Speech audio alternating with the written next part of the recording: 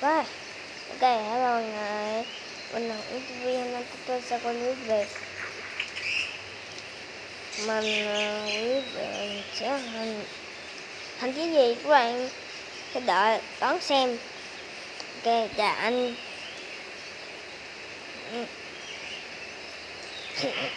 Đi anh. Mình có cách để cho anh nhanh. Ui, bự quá, bự quá anh. Để anh xuống nước mà anh khom thấy nước lại chạy.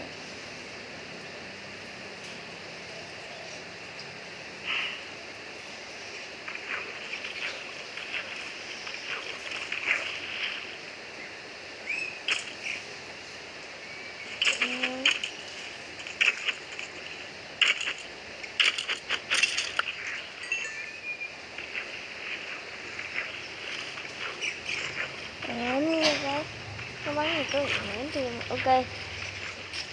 Ok, mình sẽ lấy một cái bộ giáp mình cho bạn coi.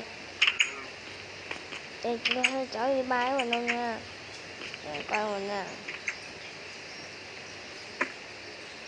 Đây nè. Đây chính là nó lòng của nhện độc.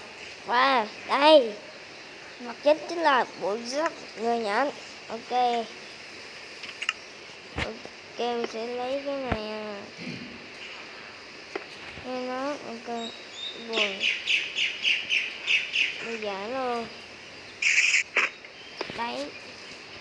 đấy ok xong sẽ nhận rồi.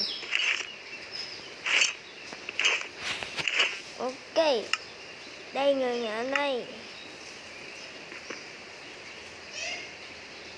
nói đây đó này.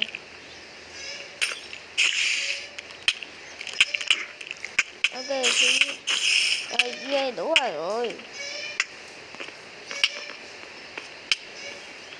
Ok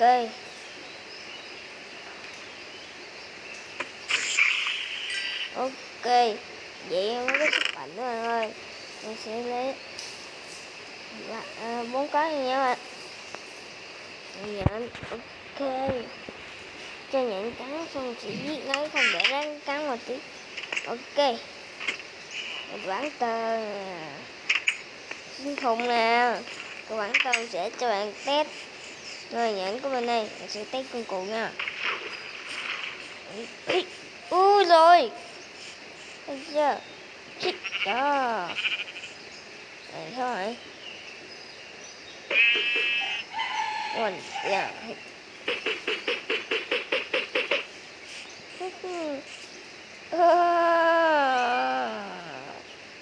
chưa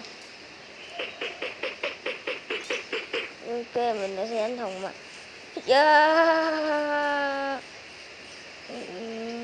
xin nha luôn cho ok để bắn tờ anh nghĩ sát nhau sẽ bắn tờ ông nhân làng thì cây anh nghĩ sẽ có bắn mà không bắn tờ hay là đủ anh đó dính lại nha.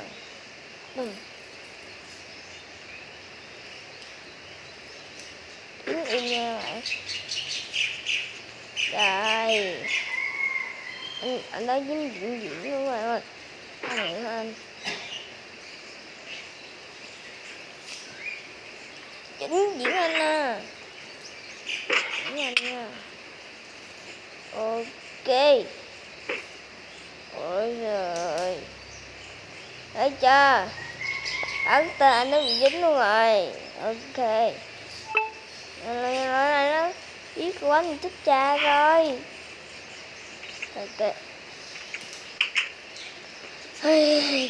ok ok sẽ đặt cái này nha.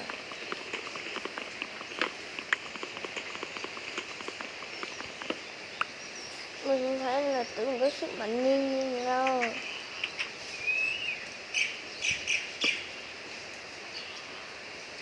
Liều anh này sắc ngon quá đáng anh à. Anh chỉ bánh thích nhẹ không em cho anh dính luôn nha ơi. Cứu em với anh ơi, tha cho em đi. No, no, no, no, no, no đi. Rồi mất hết bồn rồi của mình ơi.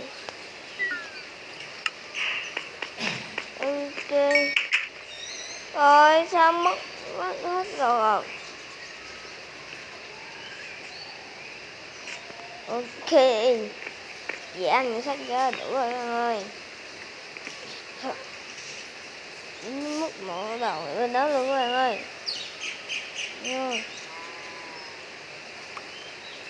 Ok. Ok đầu đó mình ơi. Ok.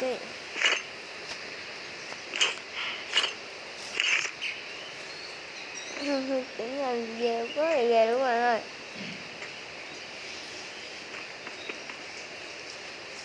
Anh có một lần hồi quá hết độ.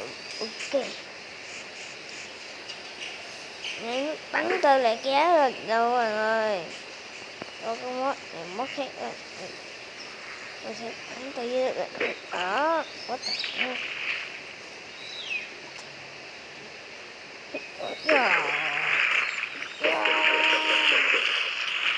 Ok nha, đủ rồi. Để bắn từ trên trời rơi xuống. What? Ôi trời coi nha. Ôi đẹp thiệt các bạn kia.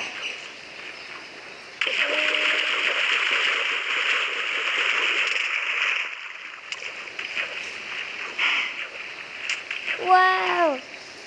Hơn ghê quá anh trên kia. Ôi đẹp hơn quá trời. Ok sẽ vô. Ok còn đóng ai biết. Ok. Ok mình sẽ cất cái bộ đồ này.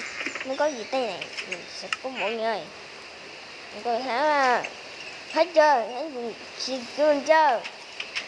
Thấy chưa bạn? Nhớ nhắn lại nha. Đó. Hai nha. Ok mình sẽ lên mình sẽ lấy đồ. Ơi. Cái chùa đây những con nhện độc cắn mình giờ mất. Cái nếu mình có đem nó kiếm đó. Ai. Ôi quá. Luôn á. Mẹ thì trời cô cái gì biết đi coi.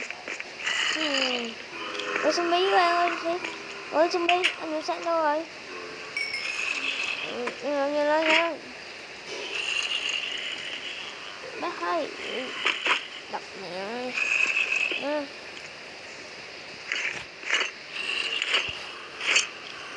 Anh đi xuống anh đi. Ui. Dạ.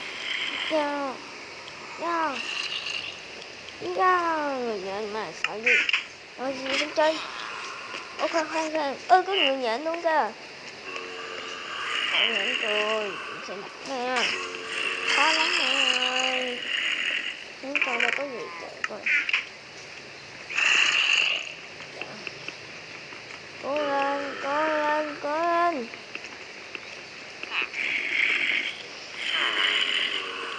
Mình sẽ lấy cái vũ khí của mình. Yes. Yeah.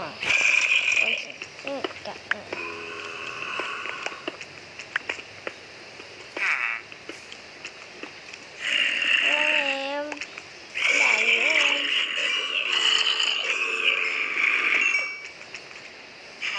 Bắn tơ được. Yeah.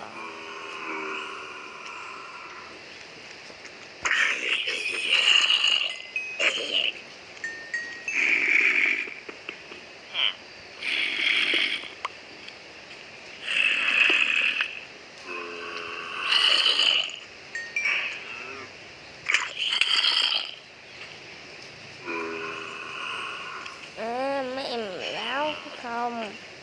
Láo cho anh tụng lại hết láo nha con.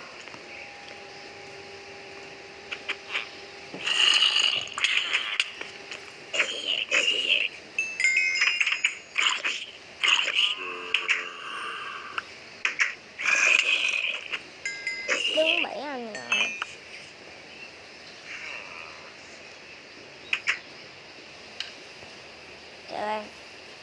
Chào gì vậy? Ôi ta cha, bạn cần xử lý bạn tiền bàn quá. Gì thế? Bây giờ các bạn ở đâu á? Không cái bắt đúng.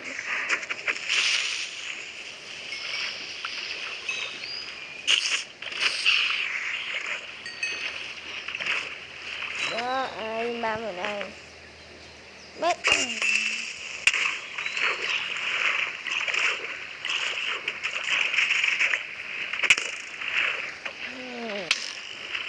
Đúng em.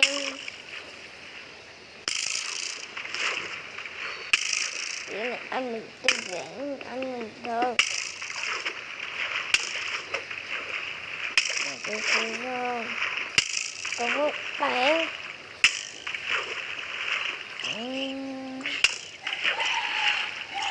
Đó. Tôi lúc nè. Hết chín cái câu. Anh cho mình chín luôn nè. Nè luôn phải cho. Thấy chưa? Trời. Thấy chưa? Yeah.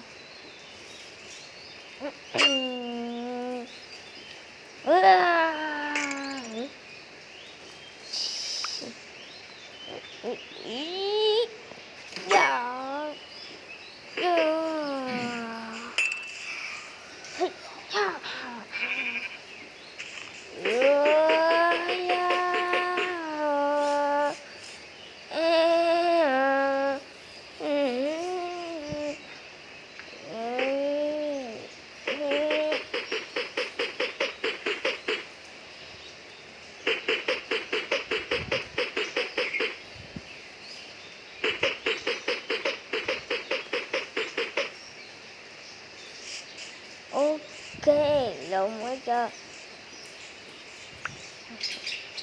3 tháng trước ít việc băng khai khai thằng rồi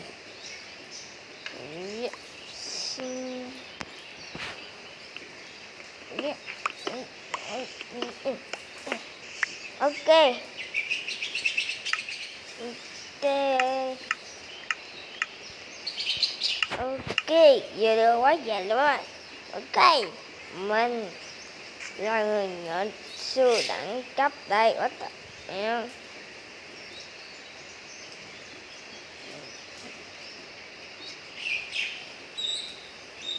Ôi yeah. Ok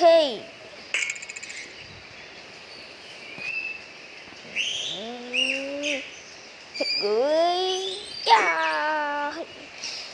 chụp chụp chụp nha chụp nha. Rồi ok ok ok hôm nay ok video quá dài cảm ơn. Ok chụp chụp chụp chụp chụp chụp chụp. Rồi bắt tập heo.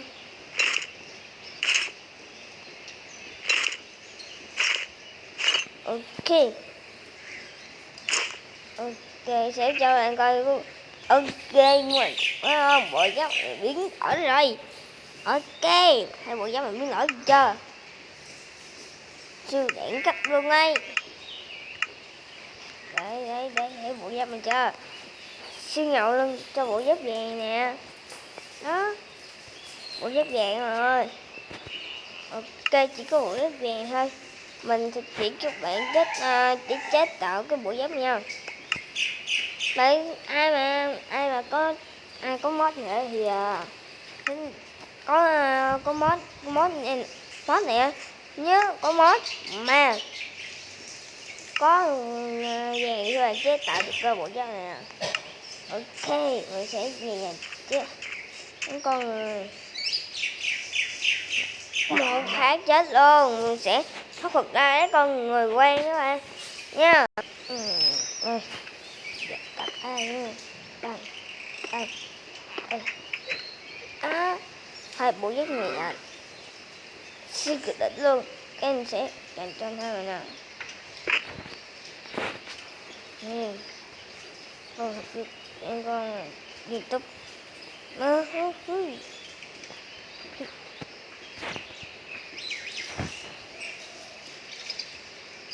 bị ho đi. Ôi trời, ghê quá.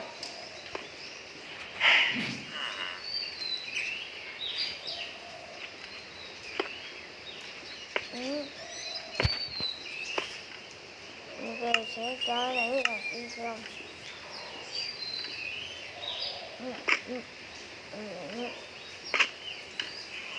YouTube nha. YouTube.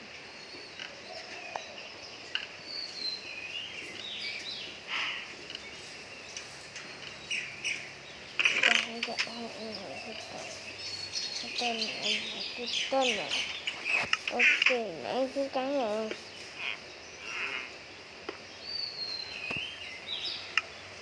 Ok, mình sẽ bỏ vào luôn. Nó sẽ kết thúc tại đây nha. Ôi trời ơi. Ôi đi đâu quá dài, bye bye mọi người nha.